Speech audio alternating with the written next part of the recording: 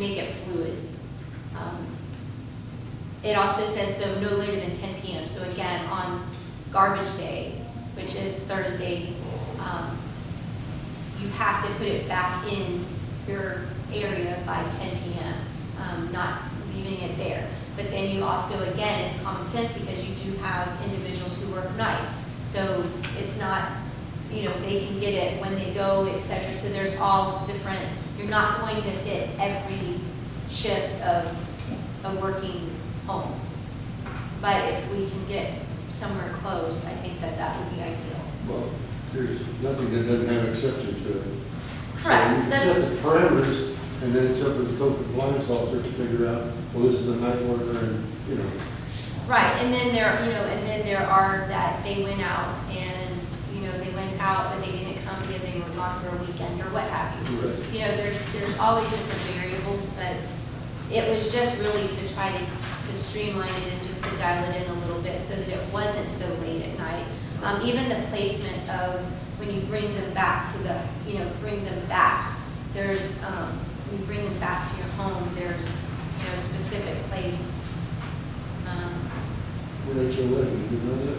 Yeah. Containers must be kept at a location even with or behind the front wall of the building being served, except between the hours beginning at 8 p.m. on the evening immediately preceding. So again, it's repeating that, but unless you have, again, here we go, unless you have a walkway that is cemented, I don't know if anybody's pushed a heavy receptacle on the grass, but it's almost impossible. Yeah, maybe.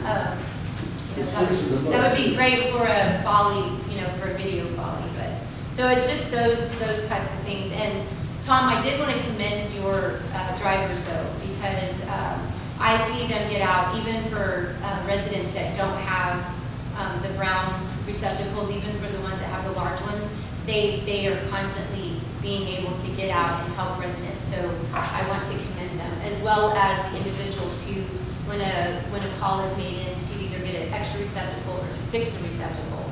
I don't know if Patty has any complaints, but the several people, I've probably talked to 10 in the last 2 months and instructed them to call City Hall, option 1.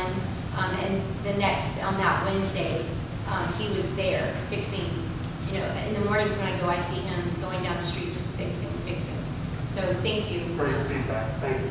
Yeah, that definitely, I can honestly say, being up here, that has been a huge improvement, because that was one place where there was a lot of room for improvement, and that has really turned itself around.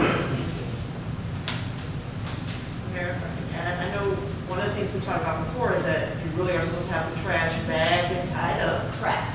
So that when they can pick it up with the Yes. arms, it's not flying. So that's something that a lot of people don't necessarily know. Yes. And then about the recyclables being loose. Correct. Something I learned when he came the last Yes. time. So maybe those are things that, for just information, I don't know necessarily that, you know, there'd be requirements in the ordinance, but at least people know. Yeah, and I think that goes back to that education. I mean, I personally think that it's worth putting in here. Now, again, it's not something that somebody would, you know, to use to give somebody a ticket. It's just that if people go to the ordinances and look, then they're going to say, I didn't know I was not supposed to bag it. I didn't know I was supposed to bag it.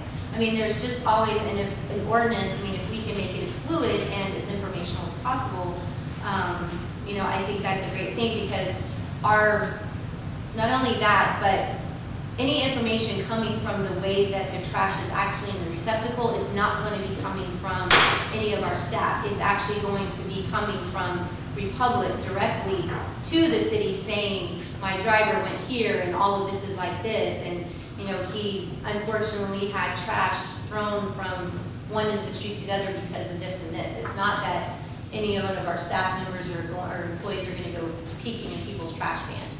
You know, so, but I do think that it's important to put it in there, maybe just as a informational piece, not a piece that's a violation of something.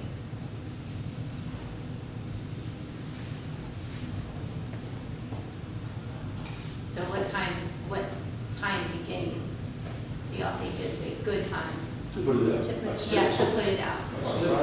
5 or 6. 6 p.m. 5, 6. 5. 5 to 6. 5? So roughly 5, general consensus. And 10 PM is probably reasonable. I mean, That is.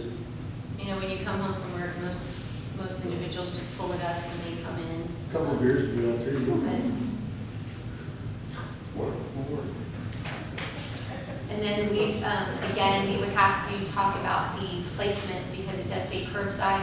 Now, of course, there is, for individuals that live on streets without curbs, you know, like Hedwig and right here, there is no sidewalks. And your curb is basically inverted curb, like where a curb would be. It would be, we don't have a sidewalk. So And there's. those streets are really narrow. so- Correct, yeah, so I think the trucks only go in one way. They don't go backwards for those. Yeah, and that's kind of a difficult call because some people, is there like, in the roads that don't have concrete curves, is there a ditch?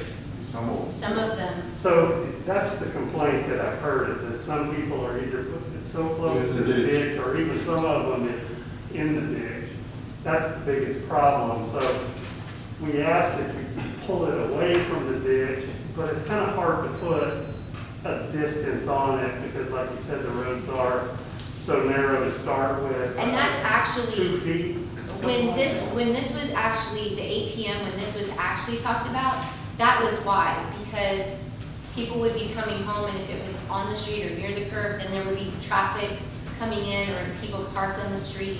So that's really where that time frame came to. It was a matter of if you pull it there, then you're going to be impeding traffic. And on those streets specifically that are narrow, if you put it where it should go, Well, then there's no you're. curb to it, just put it on the grass right to the edge. Yeah, well, but then there's dips sometimes, so they can't, the trucks themselves can't get over there, so. If you said 2 feet from the edge of the road, is that enough room? I would think that would be. Well, that's enough where a room. vehicle, I mean, isn't that standard, like if you park on the curb, I Yeah, mean, by the 18 curb, it's inches. 2 inches. 18. You have to, when you're parking a vehicle, 18 18 inches.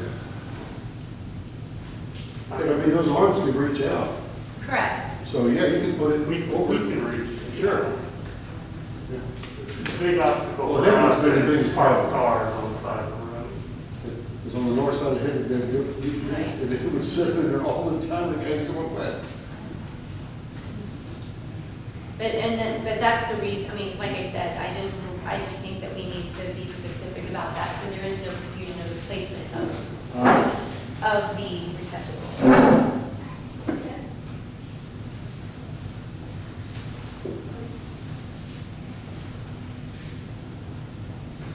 And we need to add a piece about how much distance should be between the two. Is there You know, it doesn't matter to us if it's a foot or 2 feet, as long as it's not in the ditch. A bigger problem for us is if there's 2 parked cars on the side of the road and somebody puts their can right between them, Yep. we can get it, we can sneak that arm in there, but if that driver thinks there's any chance he's gonna bump one of those cars, he's not gonna service it. He's not gonna And they run do through it. call the city Oh, when they yeah. don't service it, so if Yeah. somebody is like that and they call the city because their trash didn't get picked up, they will be informed why it wasn't picked up. And it's hard to control. I mean, it could be a visitor, you know, just pulled up and pulled straight up. But I also have seen your drivers honestly get out And move and the can. still do it. Yeah, so, you know, anything we can do to help them out, if, maybe instead of issuing tickets, if we just continue to get that message out, to, you know, leave a couple feet between the can and any parked, cars, anything like that, I think will help. And the other thing is the closing of the lid. Well, and I was thinking about the cans themselves, like on recycle day. You're wanting about a few inches between the carts so that the arms can get in there. About a foot at least. Okay. The more the better. If they leave a couple feet between them. How do we help you deal with people where the lid's up and the garbage is sticking out high out of the can? They're not supposed to pick it up, We know that. but they do, that's what I'm They saying. do it. It's- I mean, you gotta teach somebody to stop. And it's tough, so if our driver doesn't pick it up, there's a good chance that resident is gonna call customer service and say, he didn't get my trash, and he's gonna have to drive back out to Kirby and get it. So a lot of times they feel like it's just worth their while to just go ahead and take it. So they don't risk that. But when it's chronic and it's the same household over and over, the driver will report it to our supervisor, and our supervisor is knocked on doors, or she will just leave a tag on the door stating what the problem is. And you know, the ones that have been chronic, when we've addressed them, and we worked with Patty and code compliance where they talked to them, and our supervisor has talked to them. Once we've had conversations with folks, it's kind of solved the problem. So the way we've handled it is, if we talk to the folks and it doesn't get any better, I get with city staff, and then hopefully you guys can do something, but we don't have anything going on like that right now. We've had some issues, we talked to the folks, and they help us out. But I would think that we need to mention that the lids have to close. I mean, again, even if it's for informational purposes, because that's actually the same scenario that causes the lids to, or the receptacles to lift. It gets poured into the bin, and then the trash gets strung, because as soon as it comes up, it spills, especially if it's windy like it was 2 days ago. That's what I saw, the guy was doing. And then it's not the fault of the resident or the person putting the trash out. It all of a sudden becomes The the driver. carelessness of the Republic driver. Sure. You know? So, that was inappropriate.